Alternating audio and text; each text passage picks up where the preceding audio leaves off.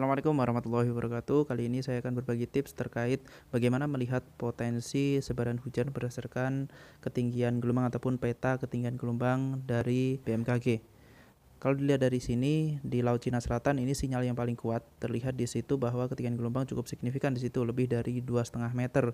Umumnya ketika gelombang di Laut Cina Selatan di utara Kalimantan tersebut cukup tinggi, biasanya suplai massa udara di wilayah Indonesia akan cukup banyak seperti itu dari wilayah Asia, yang menyebabkan nantinya di wilayah Indonesia bagian barat terutama potensi pembentukan awan akan meningkat cukup signifikan seperti itu. Hal ini karena wilayah Indonesia dipengaruhi oleh dua monsun ataupun dua angin musim. Yang pertama adalah monsun Australia, kemudian yang kedua adalah monsun Asia.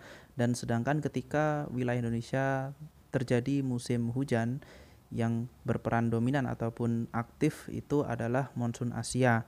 Karena dari wilayah Asia inilah massa udara yang relatif cukup lembab ini akan bergerak ke wilayah Indonesia seperti itu. Prosesnya adalah ketika tekanan udara di wilayah Asia meningkat akan mengakibatkan peningkatan gaya dorong massa udara dari Asia menuju wilayah Indonesia ataupun wilayah ekuator, sehingga semakin kuat gaya dorong tersebut akan menyebabkan massa udara yang relatif lembab ini akan bergerak lebih masif ke wilayah Indonesia, yang ditandai juga dengan kecepatan angin yang meningkat di sepanjang Laut Cina Selatan. Peningkatan kecepatan angin ini paling terlihat di atmosfer lapisan bawah, yakni di sekitar permukaan laut hingga lapisan 850 milibar.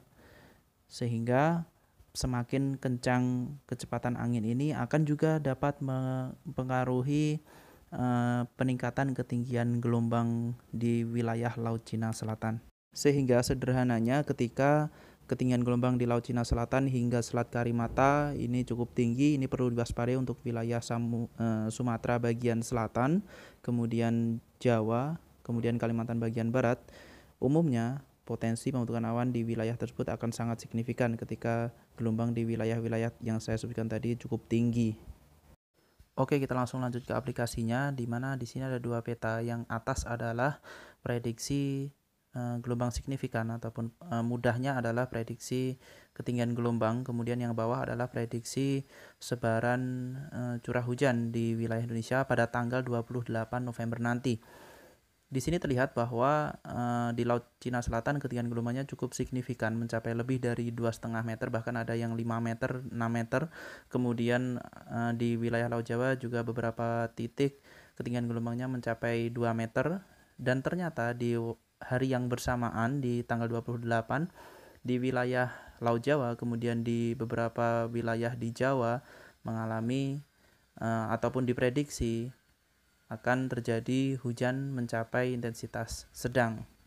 Kemudian bergeser ke esokan harinya, di mana ketinggian gelombang di Selat Karimata juga mengalami peningkatan ketinggian. Kemudian di Laut Cina Selatan juga cenderung meluas, ketinggian gelombang mencapai 5 bahkan 6 meter. Kemudian di Laut Jawa juga masih terpantau adanya ketinggian gelombang mencapai 2 meter dan cenderung meluas memang peningkatan ketinggian gelombang di Laut Jawa.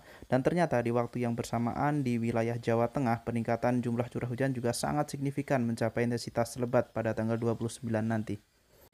Oke, berikutnya tanggal 30 terlihat ketinggian gelombang di Selat Karimata kemudian Laut Jawa sudah mengalami penurunan.